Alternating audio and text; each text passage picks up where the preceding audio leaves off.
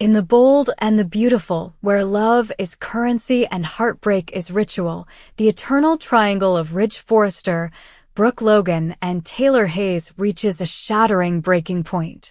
After days of emotional stalemate, indecision, and mounting pressure, Ridge can no longer deny what's been etched into his heart for decades, his love for Brooke. But this isn't a grand romantic confession. This is a slow, painful unraveling, one that begins with silence and ends in the collapse of something that Taylor, once again, thought could last. Eric Forrester sees the writing on the wall before Ridge even speaks it aloud. He's lived through this cycle enough times to recognize the pattern. Ridge is torn, as always, but the longer he delays, the crueler it becomes for everyone involved. Eric confronts his son, pressing him to stop dragging Taylor through emotional limbo and to face the truth. Ridge tries to push back, to defend his silence, but Eric refuses to let him hide. The truth is simple. Ridge doesn't love Taylor the way she needs to be loved. He never has, not fully, not exclusively. And if he's still drawn to Brooke after everything, then it's time to admit that before someone gets hurt worse than they already are. But it's already too late for that. Taylor can feel the shift. She knows Ridge's energy, his hesitations, his avoidance. She sees how he lingers longer around Brooke. How his defenses soften when she enters the room. How his eyes say everything he's too afraid to admit. Taylor, always intuitive, always quietly bracing for the blow, begins to understand what's coming. And it breaks her. She gave him everything again. She let herself believe that maybe this time, love would be enough. That their history, their children, and their hard-fought progress would finally cement them as the couple they were meant to be. But Ridge's heart has never been still. It wanders, and it always finds its way back to Brooke. When Ridge finally admits it, quietly, guiltily, it's not a declaration. It's a death sentence for Taylor's hope. He doesn't come with flowers or promises. Just facts. He loves Brooke. He always will. And he can't keep lying to himself or to Taylor. The words hit her like glass. Not because they're shocking, but because they were inevitable. And inevitability is sometimes the cruelest wound. Taylor listens. She doesn't cry, not at first. She nods. She breathes. But inside, something collapses. The strength she built brick by brick over the years starts to crumble under the weight of another rejection. Another choice that isn't her. Another ending she didn't deserve. She doesn't lash out. She doesn't beg. She simply walks away. Later, alone in her home, the tears come. Silent at first, then sobs. She looks at the life she built in Los Angeles, the practice, the friendships, the family, and realizes it all feels poison now. Every street, every building, every room in Forrester Creations reminds her that she was never really chosen. Just the comfort in between Ridge's chaos with Brooke. And that's not a life she wants to stay in. She decides to leave. Not in drama or fury, but in heartbreak. A retreat. A need to heal far away from the echoes of Ridge and Brooke. She needs space to rediscover who she is outside the triangle that's consumed her for years. She informs Steffi quietly, not wanting to make a scene. But Steffi, ever her mother's daughter, sees the pain immediately. She listens, heartbroken for her mother, furious with Ridge. Steffi had warned him, begged him not to hurt Taylor again. But here they are. Again. And just like that, Steffi begins to question her own place in Los Angeles. She's been battling her own demons, her marriage with Finn strained under the weight of his connection to Sheila, and now watching her mother spiral into heartbreak only makes the city feel more toxic. The pull to leave, to escape, grows stronger. So Steffi does something unexpected. She considers going with Taylor. At first, Taylor resists. She doesn't want her daughter giving up her life for her pain. But Steffi argues this isn't just about Taylor, it's about healing for both of them. About taking time away from the endless drama of the Forrester empire, the weight of the family name, and the ghosts of their emotional traumas. They could start over, even if only for a while. Take the kids. Disappear. Regroup. For Taylor, it's the first glimmer of peace she's felt in days. The idea of being somewhere else, anywhere else, away from the Brookridge axis of pain, is suddenly not just appealing. It's necessary. She agrees. Quiet preparations begin. Taylor steps back from her work, hands off patients, arranges her affairs. Steffi does the same, gently informing her team at Forrester Creations that she'll be stepping away for a while. There's no press release. No formal goodbye. Just a vanishing.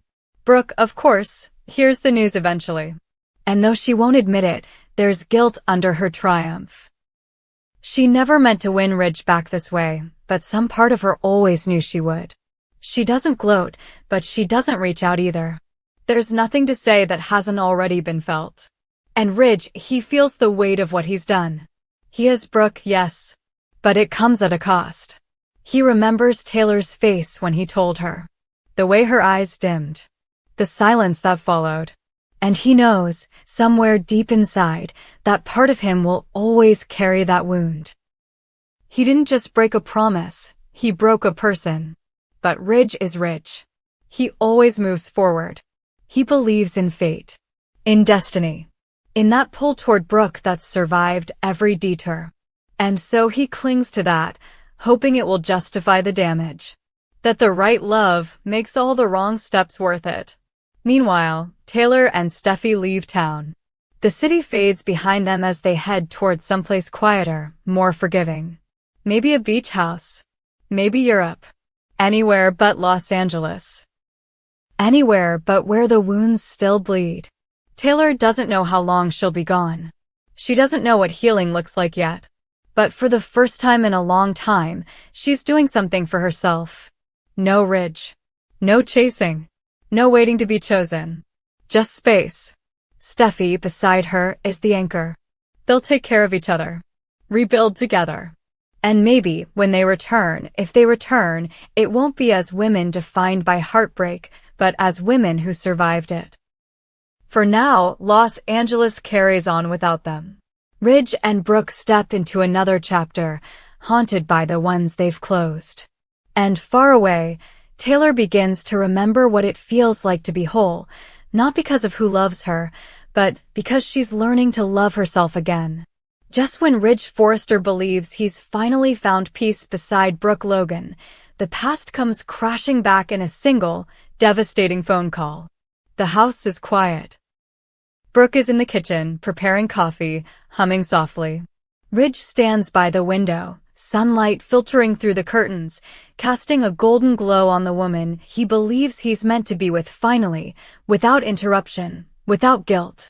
But his phone rings. Unknown number. He almost ignores it. But something in his gut tells him to answer. Mr. Forrester? The voice is clipped, professional. This is Detective Ramirez with the LAPD. I'm calling about Dr. Taylor Hayes.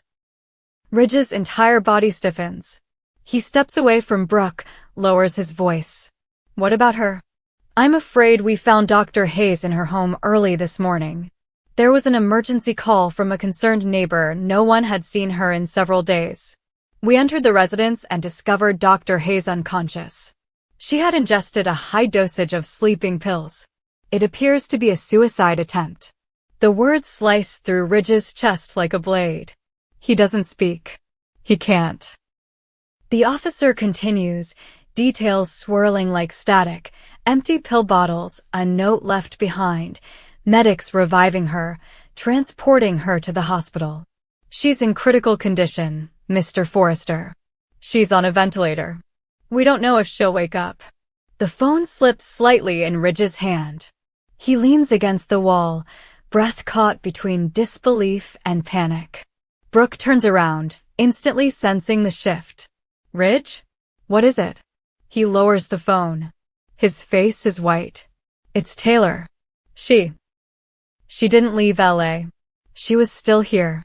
They found her this morning. She took pills. They think she didn't want to live. Brooke freezes, mug still in her hands. What? They found her in her house. She's in the hospital. They don't know if she'll make it. Brooke's eyes widen with horror. She puts the mug down, walks toward him slowly. I thought she left with Steffi. That's what everyone said. That's what I thought, Ridge says, his voice breaking. But she stayed. And I didn't know. I didn't check. I didn't call. I just walked away. The guilt slams into Ridge all at once. Every moment he's had with Brooke since Taylor's quiet exit now feels tainted. He remembers the look in Taylor's eyes when he told her it was over. The composed silence. The heartbreak she never said out loud. She didn't fight. She didn't yell. She just left. And he let her go. Believed the stories. Let himself believe that she'd moved on too. But she hadn't. She was still here. Suffering. Alone. Brooke places her hand on Ridge's chest. You didn't know, Ridge. You couldn't have. I should have known, he snaps. I should have felt it. Taylor, she never would have left without telling Steffi, without saying goodbye to the people she loved. I was too busy playing house here to see that she was falling apart. Brooke says nothing. There's nothing she can say. She knows Ridge loved Taylor in his own way. And no matter how right their reunion feels now, this changes everything. Ridge grabs his keys. I have to go to the hospital. Brooke hesitates. Do you want me to come? He looks at her torn. Then shakes his head. No. I need to do this alone. At the hospital, the reality is worse than he imagined. Taylor lies motionless in the ICU, surrounded by machines, pale and unrecognizable. The doctor explains that she's in a coma, the overdose doing serious damage. Her breathing is mechanical, her pulse fragile. Ridge sits at her bedside, barely able to speak. He takes her hand. I'm so sorry, document. The nickname hits his own ears like a cruel memory. He hasn't called her that in months. He thought they were past that part of their lives. But now, seeing her like this, he remembers all of it. The loyalty, the kindness, the fierce love she gave him without conditions. And how carelessly he let it all slip away. Outside the room, Steffi rushes in, her face a mask of horror and disbelief. She thought her mother had gone to Europe, had given herself time to heal. But now, standing outside the ICU, she realizes she never really checked in. She assumed too much. Trusted silence as a sign of strength when it was actually a scream for help. Ridge explains everything to her. The phone call, the hospital, the note Taylor left behind, which police are still processing. Steffi is crushed. She didn't tell me. She didn't say anything. She didn't tell anyone, Ridge says quietly. Because she didn't think anyone would care. They both sit in silence, eyes fixed on the still figure inside the room. The weight of what could have been, what almost was, hangs between them. Later, alone again, Ridge returns to the hospital and reads the brief letter found beside Taylor. It's not angry. It's not bitter. It's empty. That's what hurts the most. Taylor wrote about being tired. About not knowing who she was anymore. About feeling invisible. I gave everything I had, the letter says. And I'm just out of pieces. Ridge crumbles. This wasn't just a breakup. This was abandonment. This was a woman who loved him so completely, she lost herself in the process, and when he turned away, she had nothing left. Back at home, Ridge stares at Brooke, no longer seeing just the future. Now he sees the wreckage of the past catching up to him. I don't know if she'll live, Logan. And if she doesn't, I don't know how I'll carry that. Brooke nods, subdued, tears in her eyes. For the first time, the cost of their happiness becomes painfully, inescapably clear. And in a sterile hospital room, Taylor Hayes drifts somewhere between life and death, suspended in silence, carrying all the words she never said.